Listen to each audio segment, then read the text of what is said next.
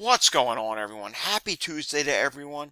Hopefully everyone is staying safe, healthy. If you had to take a COVID test, hopefully you tested negative. Time now for the Tuesday edition of the Pandemic Update for Tuesday, June 6th, 2023.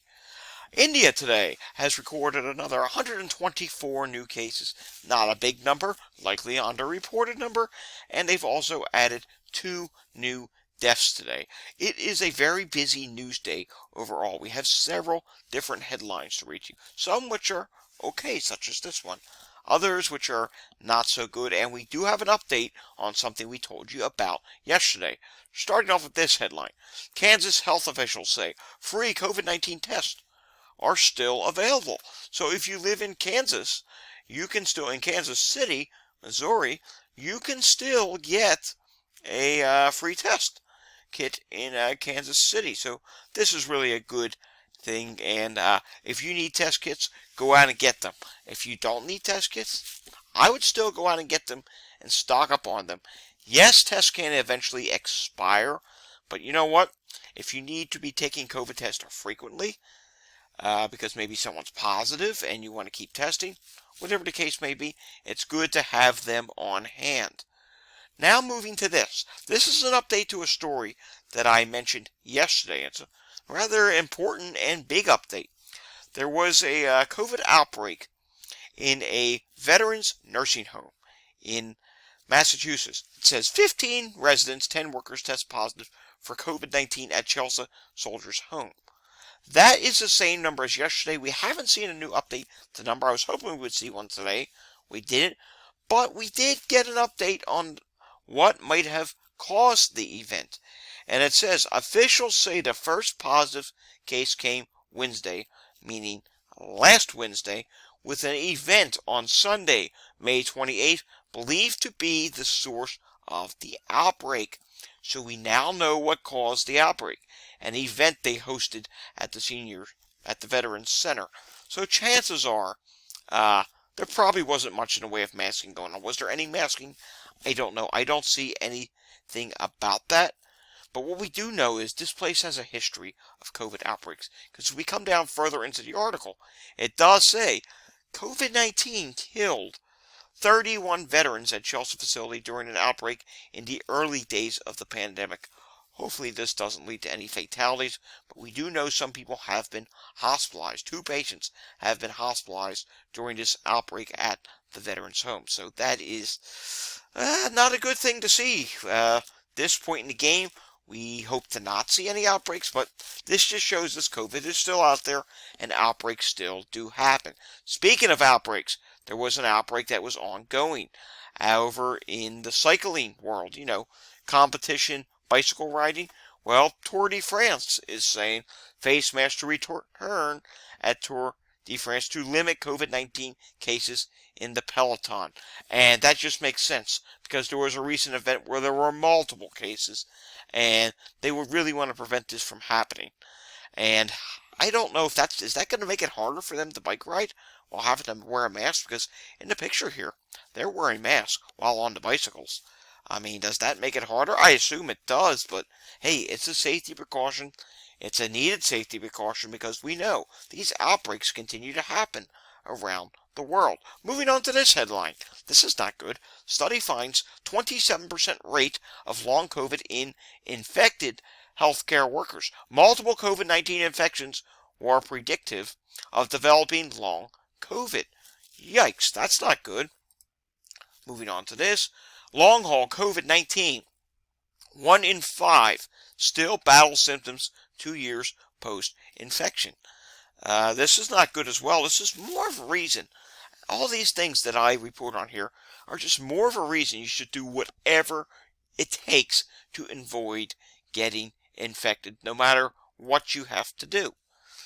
Alright, this one from Mike Honey tweeted this out. This is interesting. Judging by the FluTrack survey, respiratory illness, this is in reference to Australia, is now in its second worst wave of the COVID era with no peak in sight. And wow, look at this. You can see here on this chart. Let's blow this up, make it easier for you to see. You can see here on this chart as I zoom it in. It is rapidly rising in Australia, and it is showing no signs of slowing down. You can see we're back during the BA.4, BA.5 fever and cough surge, they're calling it here. That really went up, and this is still going up. Do I think it will peak that? Honestly, I don't know. I'm not an expert on Australia, but this is a bad indicator. It is higher than the mixed Omicron surge that they had back around the holidays of 2022 into 2023. So, yeah, this is still going up, and we'll just have to see how high this keeps going. Among the 56,706 participants who reported this week. So this is apparently a volunteer thing that they do. And yeah, that's not good to see because it's an indicator of what's going to happen here in the United States as we head towards the fall and winter several months from now. Moving on to our next story. 37th monkeypox case has been confirmed in the city of Milwaukee. Officials warn residents to take precautions. Yeah, we've been seeing and we've been reporting on monkeypox cases popping up. We know Chicago has had several. Now, mind you, this 37, I believe, is from the start of the monkeypox outbreak last year. They had a previous case before this, back earlier in the year. If I went down and read through the article, I could show that to you. Moving on to this. This has to do with Taylor Swift. The all-too-well singer briefly stopped her performance during her tour stop in Chicago over the weekend when the chart topper accidentally ate a bug while on stage. Now, when I tweeted this out, people right away were jumping to say, oh, that's not a bug, she has COVID. I'm not going to say that. I'm not going to say that. It says she had a bug. I'll assume that's what the issue was and move on to the next story. State Representative Bill Beck suddenly dies. I believe this is a representative out of Tennessee. Well, he suddenly died as he suffered a heart attack on Sunday. This is out of the Nashville area in Tennessee. So this just suddenly happened out of nowhere, and now they're going to have to find someone to replace him. We're just randomly seeing these things happen. You're going to see another one in a moment here. It says Anna Shea, Bling Empire star, dead at 62 after stroke. So, yeah, this again just suddenly happened. This was totally unexpected, and we are seeing a ton of unexpected deaths and health complications as of lately. Alright, moving on to Walgreens. We know Walgreens updated this week. 23.5% was the positivity. The prior week was 22.9%. That is up by 0.6%. 1,758 tests this week, 2,440 last week. As promised, I will do a few more states today. Indiana positivity, 16.7%. The prior week was 10%. That is up 6.7%, with testing being flat, 30 versus 30. So this is definitely a legitimate rise. Illinois, 14.9% this week, 22.9% the previous week. And the chart shows it clearly dropping, 94 tests versus 153 tests. Neighboring to Indiana, which is seeing a legit rise, Illinois is seeing a legitimate drop. Funny how it just changes so much from state. It's just really strange, but that's the way it's working around the country. Montana's blank, Idaho's blank, and everyone I'm clicking on here is blank. Washington positivity, 17.1% current week, 18.4% the prior week. That is down 1.2%. 35 tests versus 49 tests. Let's take a look at Nevada, can we? Here we go. We got Nevada. 34.1% this week, 40% the prior week. Difference of down 5.9%. But if we look at this chart and zoom it in, 41 tests versus 45. It did start to rise a little bit. Now it's flat, and we will do one more state. How about North Carolina? North Carolina, 21% this week, 15% last week, 6% increase. But, and I'll explain why, 62 tests versus 107. As you can see here, if you look at the chart, where it is at this week compared to the last week on the chart at this time, it is higher despite the fact that, yes, it is starting to drop. Alrighty, moving on to wastewater here.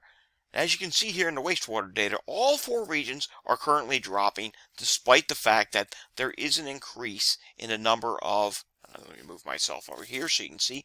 There is an increase in the number of red sites and an increase in the number of orange sites, as you saw on the Sunday wastewater update. Alrighty, moving on to the latest variants. This we will get an update on Friday. Hopefully they continue the bi-weekly updates. XBB.1.5 is at 53.8%. XBB.1.16 is at 15.1%. XBB.1.9.1 is at 11.8%. XBB.1.9.2 is at 6.1%. XBB.2.3 is at 4.9%. XBB.1.16.1 is at 3.8%. XBB.1.5.1 is at 2.2%. And FD.2 is at 1.5%. Again, these are some really old numbers at this point. We will get an update on this on Friday. Quickly, we got to look at the hubbub world today. There is a little bit of a change.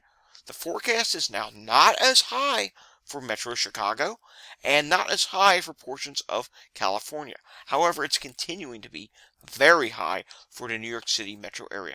We'll have a full forecast update on this coming on Thursday. Taking a look at New Jersey for today, 175 people in the hospital, 22 people in the intensive care unit, 8 people on ventilators, 67 out of 70 hospitals reporting. So that's not bad. I mean, the number's not over 200 like we have been seeing on some days where more hospitals are reporting. Coming over to my state of Pennsylvania, Philadelphia County, 815 EMS incidents yesterday. That's relatively high. And some of that could be because of respiratory issues relating to the smoke, the wildfire smoke. If you did not see, just before this video, this morning, we did do an update on that. I felt it was necessary that I give an update in relation to what's going on with the air quality and the wildfire smoke. Moving on to the suburbs now. Not very busy in Montgomery County. Only 2 incidents at this time of day. That's very unusual, actually. Even pre-pandemic, that's not normal. So there could be something wrong here, because when we come over to Chester County, you see, whoa, there's a lot of incidents going on. Multiple respiratory difficulties, multiple heart problems. We have multiple sick calls. Yeah, Chester County's busy, but then Montgomery County, you see just 2 incidents. That's kind of strange. Maybe that's all there is, but it's just kind of strange. Moving on now to New York State. New York State added 577 new positive cases. The positivity rate, it has peaked. It's dropping a little bit now, at least for the time being. 3.9% today. 3.6% is the 7-day average, but we're not seeing over 4 or near 5 numbers anymore. Take a look at hospitalizations in New York State. Look at this. 3 reports in a row, the exact same hospitalized number. That seems rather suspect to me, but we'll go with it. ICU, 65 people in the ICU. And when we take a look at New York City, which will come up here after it does its refresh. You know, we always get plagued with this refresh right as we're doing the update. And taking a look at New York City, you can see here, hospitalizations in New York City did rise ever so slightly to 211.